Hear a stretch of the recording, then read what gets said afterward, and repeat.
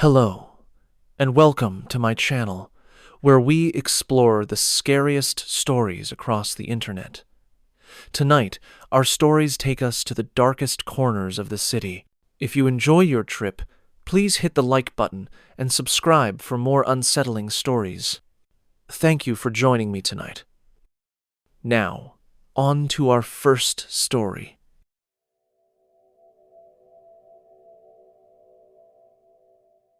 I posted about this as a response to a question on Ask Reddit and decided to post it here. So, this happened at my college years back. I went to a college that was integrated into a big city. So, even though there was a campus, there were plenty of shops, back streets, public transport, and just regular people walking around. So, I was part of a club that went late into the night. I usually only stayed till 9 to 9:30 p.m. and would then leave, usually with a friend. The club was in the center of campus, while I lived east of it, so a 15-20 minutes walk. This was a foggy, late fall, early winter night. My friend had left early because they weren't feeling well. I ended up staying late and began my walk close to 10:30 p.m. So I started walking down a back street that was quiet but led right to my dorm. It was after a few minutes that I heard footsteps somewhere behind me. I stopped, thinking it was a jogger, and moved to the side to let them pass. But then I noticed that there was no one coming, and the footsteps had stopped. I shrugged and started walking. Then the footsteps started up again. I stopped, and it stopped. I started to get a bad gut feeling, and quickly walked to a side street that connected the back street to a bigger main street. This street had a lot of lights, plenty of cars, and still a good number of people on it. I walked back to my dorm from there. Next morning, I woke up and checked my emails. One was from the campus alert system. Apparently, an hour after I got back to the dorm, someone was stabbed on the back street. Victim was rushed to the hospital and survived, saying that the perpetrator followed them down the back street before stabbing them. Perpetrator never got caught, but I have no doubt that that was the person who tried to follow me. I'm so glad I trusted my gut. After that, I made sure to never stay at the club past 9:30 and to always leave with someone who was at least walking in the same direction as me.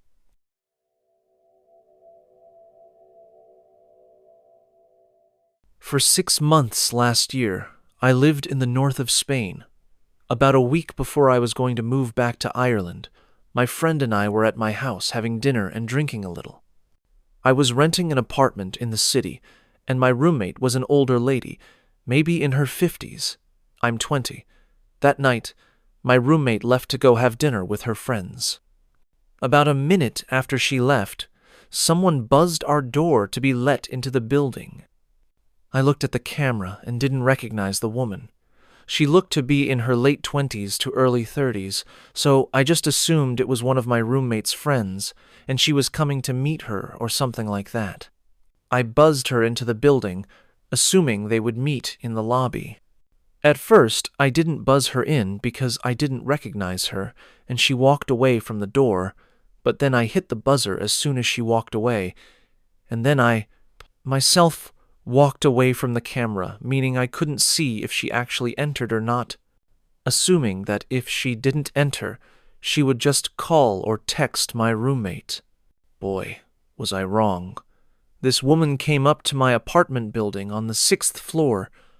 She came up just 2 minutes after my roommate left, so I know she didn't take the stairs, and I know they must have seen each other when my roommate got off the lift and the lady got in. Realizing that this is weird, I do not open the door when she rings it. I look through the peephole just to confirm that it was nobody I knew. At this point, I back away from the door and gesture for my friend to be silent.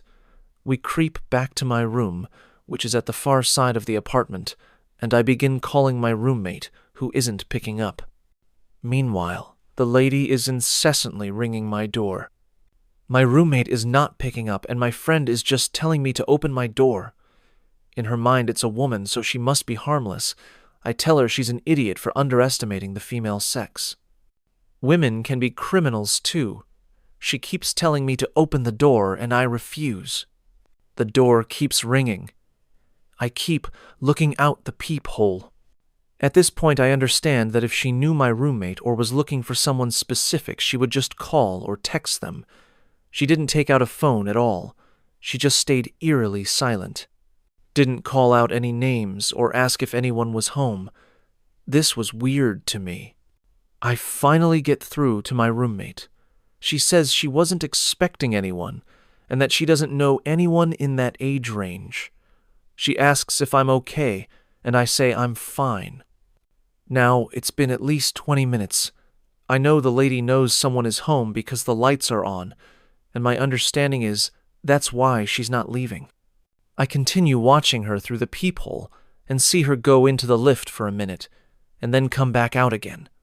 The lift is really loud, and I would have heard it move. It didn't. She just went in and came out. In my mind, this means someone is in the lift waiting for her. This screams sketchy to me. After about 40 minutes, she leaves. I run to our hall and flick on the outside camera. The lady left the building with 2 men. They all had backpacks on. I will be eternally grateful for trusting my instincts and not listening to my friend. Sometimes it's better to be safe than sorry. Creepy lady with henchmen. Let's not meet again.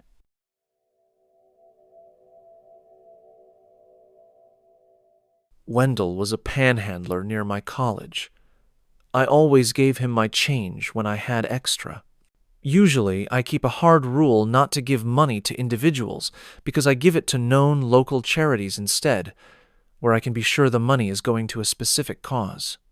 This one panhandler, though, he always sang opera music. Quite beautifully, all things considered.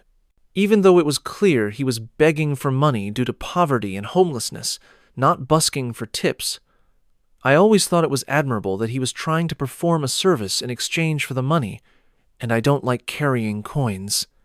So gave what I could. It wasn't much, barely $1 each time. I would occasionally strike up conversations with Wendell, even if I didn't have any money for him. He liked to make students laugh with funny impressions or jokes. He was a bit older. I'm an undergrad. He was probably 40 seconds, 50 seconds. So we'd mostly have quick chats about the news or the weather or whatever. Nothing deep. Sometimes he'd randomly share something so intimate that I'd feel obligated to reciprocate with something at least superficially personal. For example, he'd blurt out that he almost went to college on a baseball scholarship, but drugs ruined everything. I'd be like, "Oh wow, sorry to hear that. I play volleyball. Not for a scholarship, though. See you around, okay?" Once Wendell called me over while I was walking with a professor, my advisor, and I didn't want to be rude, so I went over just to say a quick hello and introduced my advisor. When we walked away, my advisor was pretty clearly horrified and asked why Wendell knew me by name. I explained our little friendship. He said the homeless in this city weren't like the homeless in my smaller town back home. I figured he was being elitist, and I think he could tell I hadn't taken him seriously, because after we dropped the subject, just before I left, he reiterated that I shouldn't forge friendships with the homeless population in the city, or even give them money, because the chronically homeless, the ones on the streets enough that you could get to know them, tended to have criminal or addictive histories. I was surprised because my advisor is usually pretty progressive and compassionate, so I appealed to him with, Wendell is a victim of a post-capitalist society, and all the other things I'd learned in his very own classes, but he wasn't having any of it. Basically saying, however, Wendell became chronically homeless. Now he was, and I should act accordingly. So my professor strongly implored me not to continue even talking to Wendell at all. I kind of shook my head thinking, okay, boomer, and if anything, felt fortified by the warning. like it was a confirmation that I was a radical doing the right thing, leading a new path, breaking down barriers, bettering society. I got closer to Wendell and shared more about my life with him. But the very next time I talked to Wendell, he was really irritable and distant, and I wasn't sure why. Until he said, "So your boyfriend, you two live together, or what?" And I had no idea what he was talking about. I said, "What boyfriend?" And he said, "The guy I met from yesterday you were walking down the street with." And I laughed, explaining it wasn't my boyfriend, it was just my academic advisor. Then all of a sudden, he wasn't irritable anymore. He was as chatty as he'd ever been. I probably should have taken that as a red flag, but I didn't think about Wendell much at all then. I only saw him once or twice a week, and only for a few minutes. It was around then that Wendell started bringing me gifts. I'd pass him, and he'd have a flower for me, or a metal machine piece. I never refused, because I figured it was a means of preserving his dignity when accepting money, like with his opera singing. One of my roommates did remark on the flower once, and when I explained, she said it was weird. I thought she was also just being elitist and that I was enlightened, bridging the class divide and superior to her neoliberal paranoia. I mean, come on, it was just a flower. My advisor clocked all this, so brought it up with me again a while later, saying he was worried I was being manipulated. I tried to tell him about Wendell's opera singing and impressions, and how he even almost went to college, but then I remembered the reason he lost his baseball scholarship, and I stopped short.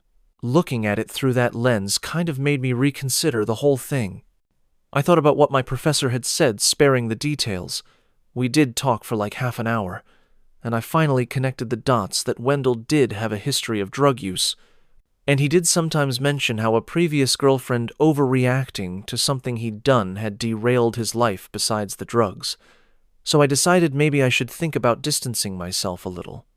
But very shortly after, the pandemic hit and classes went virtual, so to save on rent, I went home to my parents' house. Still in the state, but not near campus at all. About 3 weeks into being home, I was watching a friend's Insta story when I heard Wendell singing opera in the background, and I thought, "Aw, I forgot all about him. Hope he's doing all right." And that was that. I kept watching different stories. Later that night, something about the story kind of stuck in my gut. It had popped into my mind a few times subconsciously, and I'd ignored it, but it kept coming back, so I decided to go and watch it again. That's when I realized my friend's video wasn't from our college town. It was from my much smaller hometown, which is nowhere near my college. That freaked me out a little. But I figured everyone moved around when the pandemic hit. My town isn't that small. It isn't that far from the college. It was probably a coincidence. I really wanted to mention it to my parents, but they had always warned me against talking to homeless people. Besides, like, "Can I buy you a meal?" So I felt too embarrassed to explain the situation to them. Especially since it was probably a coincidence, and I would sound so conceited if I were like, "He definitely followed me, because aren't I just so great that he's probably obsessed with me?" We have a type 1 diabetic in the family, so we took quarantining very seriously.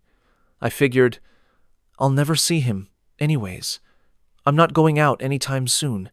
It doesn't matter where he is. And nothing happened. Well, one thing.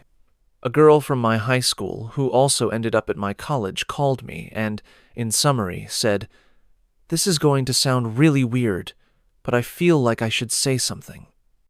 I was downtown, and a beggar asked me about you. Like, specifically, you. He knew you were on club volleyball. He knew your major. I didn't tell him anything, but I thought you should know." I was pretty alarmed at first, because how would he know I know this girl? But once we talked, I learned she'd been wearing a sweatshirt from our college. So I thought about it and decided he probably saw that sweatshirt, figured she might know me from college since we were both from this town, and was just trying to find out how I was doing. I thought it was sweet, also a little weird, but he was a little weird. That was part of his charm. I thanked her, but told her not to worry about it. Besides, I wasn't in town much longer anyways. I had decided to go live back near campus. It was impossible to get my coursework done with my whole family around all day. So I went back to campus a while later, didn't think about Wendell at all, until I saw him back on the same corner just a week after I returned to campus. Okay, even I knew at that time that something was wrong. I stopped giving him money, stopped talking to him, but I was so humiliated by how high and mighty I had been insisting that nothing was wrong and everyone else was being paranoid and elitist that I decided not to tell anyone what I had noticed. I was already barely leaving my apartment, never going on campus, and his usual spot was right by campus. I felt bad about potentially hurting his feelings or reading too far into the situation, but I figured he'd get the message, and better safe than sorry. After finals, I decided to visit my brother in a different state. His roommate had moved home, leaving an extra bed, so I drove up to his place to celebrate the end of the year and get away from it all. About the 9th day in, I was woken up way earlier than usual. When my brother isn't working or in school, he sleeps until noon, to the sound of my brother talking at the door. I got up to see what was going on, because we weren't seeing anyone. We stayed totally quarantined. His state was being hit hard. My brother was talking nicely to someone outside through a crack in the door, but when he turned, he looked royally pissed at me. He turned back outside and said, "Hold on here. Close the door," despite the other guy protesting, but I couldn't hear what he said exactly. My brother immediately got in my face and, whisper yelling, said, "Mom and Dad are gonna kill you." I had no idea what he was talking about, but my first thought was the cops had come to arrest me for something. It was the only logical thought I could generate first thing in the morning. The only thing I could imagine being arrested for was my fake ID, which I only even used to get into concerts, and obviously none lately, so I was really in shock. But my brother was still going. As best I can remember, because I was panicked at this point, he was saying, "And I'm gonna kill you. This is so not cool. You didn't even ask?" I wouldn't have said yes anyways, but you didn't even think to ask. I realized that didn't align with being arrested. So finally I was like, "What are you talking about?" And he said, "You're dating a 40-year-old guy? Older? 45 maybe? Of all the people out there, I mean, Jesus, Dad's gonna kill you and then have a heart attack and die, which will kill Mom. And you invited him to my house while we're supposed to be social distanced? You two can go to a hotel because he isn't coming in here. I wasn't a dick to him out of respect for you. But if he doesn't leave now, that's gonna change." So I had no idea what he was talking about. None. I hadn't connected any of the pieces yet. Because, you've got to remember, Wendell was such a small part of my life until this point. I almost never saw him or thought about him. My whole world had been turned upside down by a pandemic in the preceding few months. He was background noise, faint background noise, compared to all the other stuff I had going on. So I just said the first thing that came to mind. "Dude, I don't know why you're getting so mad at me. I don't have a boyfriend. I don't know what you're talking about. Someone's got the wrong house." My brother looked like he was ready to rip my face off. He said, "We're adults. Come on, don't fucking lie to me. I'm not Mom and Dad. We can't deal with this if you're going to lie to my face." And I said I wasn't lying, and I think he could tell from my expression and tone that I genuinely was serious. So now he was as confused and irritated as I was, and he was like, he didn't just vaguely say he was here for his girlfriend. He used your name. He rattled off a ton of very exact info. I think he said you. Yeah. He said you guys had a fight, and he was here to work things out. Now, I've been looking for a boyfriend for a long time, so I was half thinking, maybe dreams do come true. Might as well see who it is. But I was also starting to feel a bit sick in the pit of my stomach, because it would be one thing if this happened on campus or back home, but I had changed states. My brother moved to this state for school, and I don't know anyone here but him and his friends. So I finally did the obvious thing and looked through the peephole. I almost didn't recognize him at first, because he had showered, shaved, and changed into clean clothes for the first time since I'd known him. But, sure as shit, it was Wendell standing on my brother's doorstep, hundreds of miles from his original corner. I was so scared I couldn't speak. My heart was pounding like I was slipping under deep water with my legs tied. I just backed away from the door and sat down on the couch and tried to collect myself. My brother thought this was my affirming that there really was some secret older boyfriend who had just made himself known, so it took a minute for him to cut off his ranting and his dramatic, "What will Grandma think?" stuff. Finally, he realized I was tearing up, and he sat down, calmed down, and apologized and said we'd figure it out, and I whispered, still out of breath, "No, you don't understand." He followed me here. My brother still didn't get it. "What? You didn't want him to come here? What was your fight about?" he asked, still thinking the guy was my boyfriend. I managed to repress my panic enough to explain the broad strokes to him.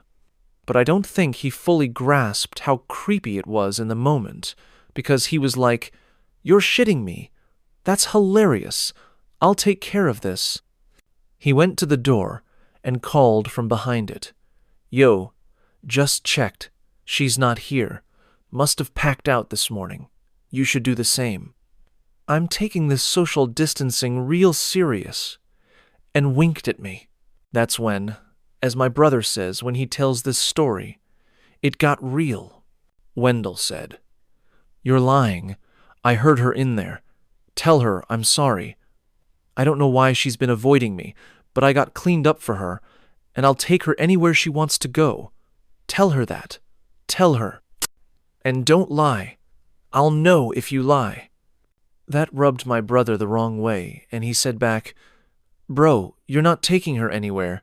Now get off my deck before we have a problem." And Wendell sounded like he was walking away, but instead, he was going over to the window. When I saw him staring, he looked different than I'd ever seen him, even than a few seconds earlier when I'd glanced through the peephole. His clothes were clean, but they didn't fit or match. Eyes bugged out of his head, white stuff caked on the corners of his mouth. I hadn't noticed at first, shaking, just kind of disconnected from reality. He started banging on the window, shouting things like, "That's my girlfriend! You can't keep her in there! You little bitch ass! Let her out, you bitch ass! Let her out! Let her out! I'm coming, baby! I'm coming!" I couldn't tell if it was meant as a threat or a reassurance. I was so scared. I was too scared to run or even move. I think my brother was almost as surprised by the sudden outburst.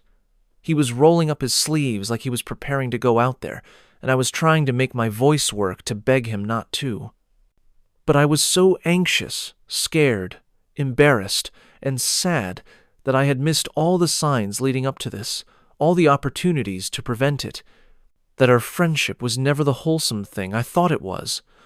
Though of course that's something I had already begun to grapple with before this day, and had so many thoughts swirling in my head, fear being chief among them. All I could do was scream, not words, just, "Ah," and cover my ears to drown the whole situation out. Before my brother could charge out the door, He's an athletic guy, but I don't think he's ever actually been in a physical fight. Wendell punched through the window. Nothing actually happened when he punched through, and there was an eerie moment of silence where nobody moved. I think even I stopped screaming. But when he pulled his hand back, all hell broke loose. A fair amount of blood started spurting out when he pulled his hand back through the glass. The things he was shouting started to make even less sense along the lines of, "Look what you did to me. This is a test. I told you I couldn't be stopped, bitch ass." And the look in his eyes got even more distant. I think the sight of the blood, which has always made my brother really squeamish, made him realize this was real, and he finally yelled, "Damn it, sis! Call 911!" while he leaned against the door which Wendell was now repeatedly running into, even though he was nowhere close to breaking it down. I don't even remember making the call, but apparently I did, because within 10 minutes the police arrested Wendell without resistance. He kept trying to tell them his girlfriend was trapped in the house and he'd come all this way to save her. My poor brother was even momentarily handcuffed and had to explain he hadn't taken me hostage. Probably one of the most haunting memories of the whole event is, as they carted Wendell away for arrest, he started singing opera music. I've learned a lot of important common sense and life lessons from this saga, but most of all, Wendell. Let's not meet.